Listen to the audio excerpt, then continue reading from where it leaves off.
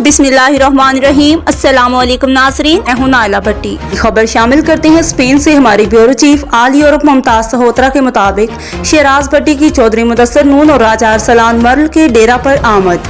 Spain की कदावर शख्सियात चौधरी मुदस्सर नून, समन पंडी और राजा अरसलान मर्ल ने नजरियाती ग्रुप की हिमायत का ऐलान कर दिया और नजरियाती पैनल के सदारती उम्मीदवार शिराज भट्टी को अपनी मुकम्मल हिमायत का यकीन दिलाया और दोस्त अहबाब के साथ मेंबरशिप हासिल की। इस मौका पर शहजाद भट्टी, मलिक शहबाज, सैयद फखर अब्बास शाह, सैयद शाह साहिब शाह, चौधरी मुजफ्फर खान नंबरदार, मलिक नासिर, माजिद अली, राजा तारक, अमरा कलां, चौधरी शबीर मांगट और अहबाब चौधरी मुदस्सर नून और राजा अरसलान मर्ल के डेरा पर मौजूद थे।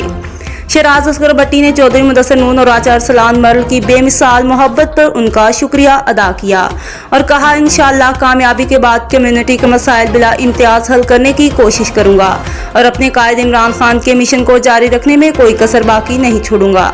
मोअज़्ज़ज़ मेहमानों का डेरा पर गर्मजोशी के साथ इस्तकबाल किया गया और लजीज खानों से तवाज़िया की गई।